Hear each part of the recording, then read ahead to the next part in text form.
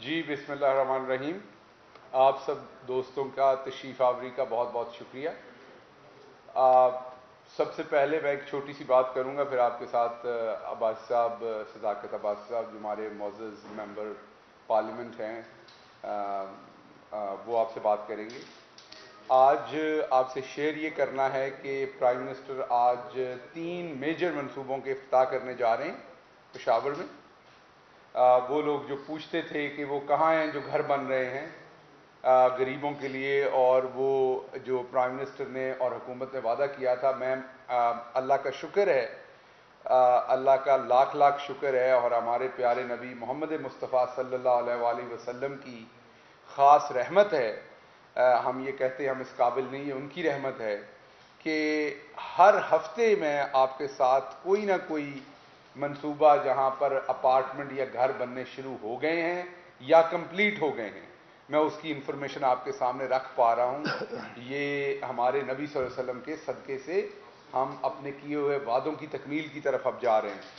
تو آج prime minister جو ہیں وہ پہلے مرحلے میں، اور بھی وہاں پر بہت سارے گھر بنیں گے، لیکن پہلے مرحلے میں 1320 گھر جو نیا پاکستان ہاؤسنگ سوسائٹی کے ہاؤسنگ اتھارٹی کے انڈر 1320 گھر ہیں، ان کے مالکانہ حقوق لوگوں کو ملنے ہیں.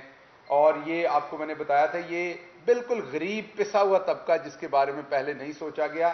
اس سے پہلے جنیجو صاحب نے سوچا تھا بالکل، لیکن وہ پروجیکٹ فیل ہو گیا تھا، چل نہیں سکا تھا. ان کی نیت تو ظاہری بات ہے بہت اچھی تھی، لیکن سسٹمز اس ٹائم نہیں بنے ہوئے تھے، وہ بھلے مارٹگیج ہو دوسری چیزیں، تو وہ چل نہیں سکا تھا.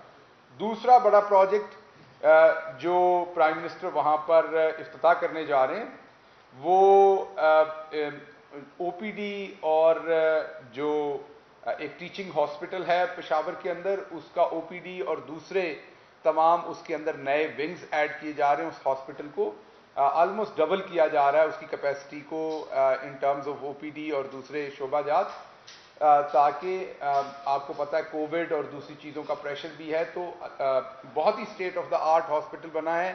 آپ کو میں اس کی تصویریں ابھی شیئر کرتا ہوں پریس کانفرنس کے بعد، تاکہ آپ فائل کر سکیں ان تصویروں کو اور ڈیٹیلز.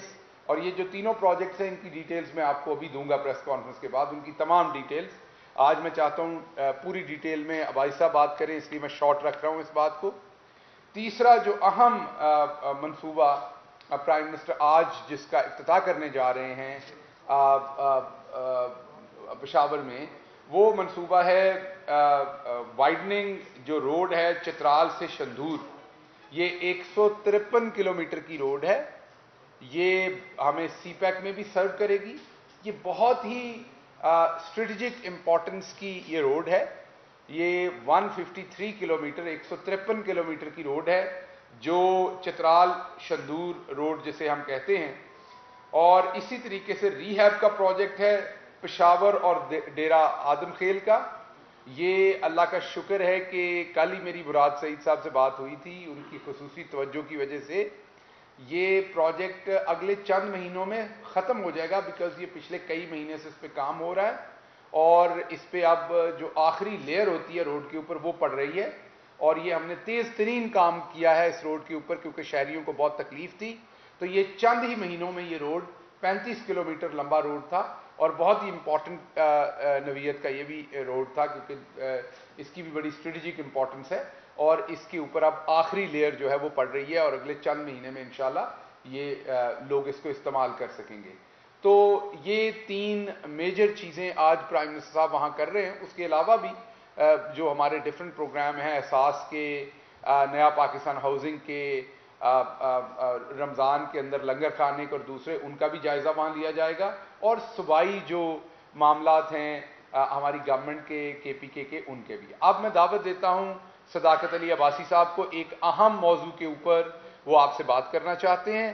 موضوع آپ سب کو پتہ ہے کل وہ ہو چکا، اور اس موضوع سے اس حرکت سے، اس چیز سے ہمارے پورے کلچر پہ، ہمارے پارلیمانی کلچر پہ، ہمارے میڈیا پہ، ہمارے بچوں کی تربیت پہ کیا اثرات ہیں، میرا خیال وہ آپ کو بتانے کی ضرورت نہیں، آپ کو خود سے پتہ ہے.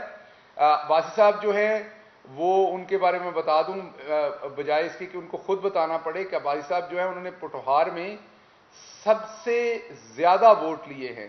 ابھی تک اپنے اس حلقے کی تاریخ میں اتنا ووٹ کسی کو نہیں ملا. اور عباسی صاحب پیشے کے اعتبار سے ایک استاد ہے. میں اور یہ ایک چیز ہمارے میں کامن ہے, یہ اور میں ایک ہی جگہ پہ پڑھاتے بھی رہے ہیں, اور یہ پیشے کے اعتبار سے ایک استاد ہے. اور اس لیے بھی ان کو دکھ زیادہ ہے کیونکہ یہ ذاتی طور پر بچوں کی تعلیم و تربیت پہ, سوسائٹی کے بچوں کی تعلیم و تربیت کے اوپر بہت ان کی گہری نظر ہے. تو ایسا پلیز. بہت شکریہ جی. جیسے کہ شہباز صاحب نے بتایا کہ کل جو واقعہ ہوا پارلیمان میں, سابق وزیر اعظم شاہد خاقان صاحب نے جو وہاں پہ بغیر کسی بڑے میجر ایشو کے, اسپیکر صاحب ان کو بلا رہے تھے کہ آپ بات کریں, مائک پہ بات کریں, فلور پہ بات کریں, جو انہوں نے اسپیکر صاحب کے سامنے جا کے جو ان کو مارنے کی اور جوتا مارنے کی جو بات کی. کل سے سوشل میڈیا پہ خطہ کوثار اور خطہ پٹھوار کے لوگوں پہ بہت ساری بات آئی, کیونکہ وہ اپنے آپ کو پہاڑ کا بیٹا کہتے ہیں, اور اس طرح کی عدم برداشت والی جو بات ہے. تو میں خطہ پٹھوار اور کوثار کی طرف سے, جیسے شہباز صاحب نے بتایا کہ اس پوری بیلٹ میں سب سے زیادہ ووٹ مجھے پڑا اور تاریخ میں اتنا کسی کو ووٹ نہیں پڑا, تو ان کی طرف سے جو ان سب کی دل آزاری ہوئی ہے اس سارے واقعے سے, اس حوالے سے میں رسپانس دینے آیا ہوں. پورے پٹھوار اور کوثار کی طرف سے ہم سمجھتے ہیں کہ یہ اسپیکر صاحب کے سامنے جا کے ان کو مارنے کی بات کرنا بالکل غیر سیاسی, غیر جمہوری اور غیر اخلاقی حرکت تھی. ہم سمجھتے ہیں کہ یہ اس طرح کی حرکات کوئی عام آدمی بھی کرے, اس کو میڈیا کو, پولیٹیکل پارٹیز کو, انٹیلیجنشیا کو, دانشوروں کو, اینکرز کو بری طرح اس کو ڈسکریج کرنا چاہیے, کیونکہ یہ معاشرے میں ایک تشدد کو پروموٹ کرتا ہے.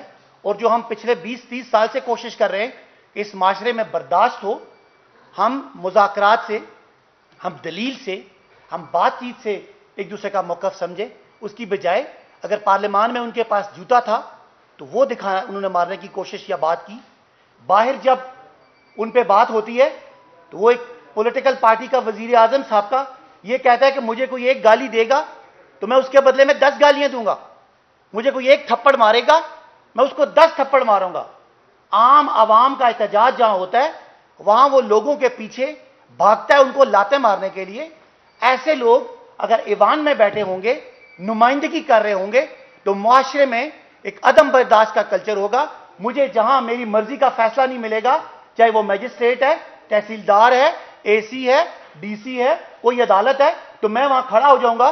میرے ہاتھ میں جوتا ہے, میرے ہاتھ میں پتھر ہے, میرے ہاتھ میں کوئی ڈنڈا سوٹا ہے یا اسلحہ ہے, میں وہ استعمال کروں گا. میں کہوں گا کہ میرے طریقے سے کرو ورنہ میں نہیں چلنے دیتا. اس سے معاشرے پہ بہت منفی اثرات ہوتے ہیں ان لوگوں کے کہ جو اعلیٰ عہدوں پہ فائز ہوتے ہیں. کارکنان اس پارٹی کو کروڑوں لوگوں نے ووٹ دیا, ان کو کیا میسج ہے؟ میں بتانا چاہتا ہوں کہ پٹھوار اور کوثار میں ہم الیکشن لڑتے ہیں بہت زیادہ تہذیب کے اندر رہ کے. ہم اختلاف بھی کرتے ہیں, اختلاف رائے بھی کرتے ہیں, بات بھی کرتے ہیں, سنتے بھی ہیں. ہمارا 492 پولنگ اسٹیشن پہ الیکشن ہوا, ایک جگہ بھی کوئی تو تکار بھی نہیں ہوئی, کوئی گملہ بھی نہیں ٹوٹا, کوئی پتا بھی نہیں ٹوٹا سارے پروسیس میں. یہ آدمی, میں قوم سے, اسپیکر صاحب سے, پارلیمان سے, اور جنہوں نے اس چیز سے اس کو حد تک سمجھا ہے ان سے پٹھوار اور کوثار کی طرف سے معذرت چاہتا ہوں. میں اس چیز کے لیے کہ یہ جو یہ روش ہے اس کو کنڈیم کرنے کے لیے تمام اینکر پرسن سے بات کرتا ہوں کہ اکراس دا پولیٹیکل ڈیوائڈ, یہ نہیں کہ اب آپ کو کوئی چیز سوٹ کرتی ہے, یہ چیز معاشرے کے لیے بڑی نقصان دہ ہے, کارکنان کے لیے بڑی نقصان دہ ہے. اور وہ فورم جہاں فیصلے ہوتے ہیں اور فیصلہ سازوں کے لیے ان کا فیصلہ عمل درآمد کرنے کے لیے بڑی زیادہ ضروری ہے. اور جو آج ہم دیکھتے ہیں کہ معاشرے میں جب آپ کی بات نہ مانی جائے, لوگ راستے روکتے ہیں, لوگ پتھر مارتے ہیں, لوگ موٹر سائیکل جلاتے ہیں, لوگ تھانوں پہ حملے کرتے ہیں. اس کے پیچھے کوئی وجہ ہے, اور وجہ ایسے ہی لوگ ہیں جو اس معاشرے کو ایک تشدد کی طرف لے جانا چاہتے ہیں. میں مطالبہ کرتا ہوں شاہد خاقان عباسی سے کہ کسی فورم آنے سے پہلے اسپیکر صاحب سے معافی مانگیں, پارلیمان سے, جو پارلیمان اس جمہوریت کا, جمہوری نظام کا ممبر اور محراب ہے, اور اسپیکر اس پورے قوم کی سیاست کا, جمہوریت کا اور جمہوری اداروں کا ایک امام ہے. اس کو اس طرح دھمکی دینے سے جو ایک اداروں کی تضحیک ہوئی ہے, वोट के तकद्दुस की बात करने वाले, वोटों का मंबा और मेंबर पे बैठे हुए आदमी की अगर तस्दीक करेगा, अगर पूरी कौम नहीं बोलेगी तो ये रविश चलती जाएगी और माशरे में अदम बर्दाश्त और तशद्दुद का एलिमेंट आएगा। यही तशद्दुद फिर घर में होता है, जो घरेलू तशद्दुद है, जो डोमेस्टिक वायलेंस है। वो क्या कि आप मेरी बात नहीं मानोगी या मैं आपकी बात नहीं मानूंगा, तो आप मुझ पर हाथ उठाओगे या मैं आप पे हाथ उठाऊंगा। तो ये मुआशरे के लीडर अगर इस तरह की बातें करेंगे तो खानदान के अंदर भी तशद्दुद होगा, मुआशरे के अंदर भी तशद्दुद होगा, बरादरियों में होगा, जिरगों में होगा, अदालतों पे होगा, हर उस फोरम पे होगा। लिहाजा इसको कंडेम करना पूरे मुआशरे का ये फर्ज है। मैं स्पीकर साहब से कहता हूं शाहिद खाकान साहब पे पाबंदी लगाई जाए, जब तक वो कौम से माफी ना मांगे उनको असेंबली का फोरम इस्तेमाल करने की इजाजत ना दी जाए। मैं शाहिद खाकान से कहता हूं कौम से माफी मांगे।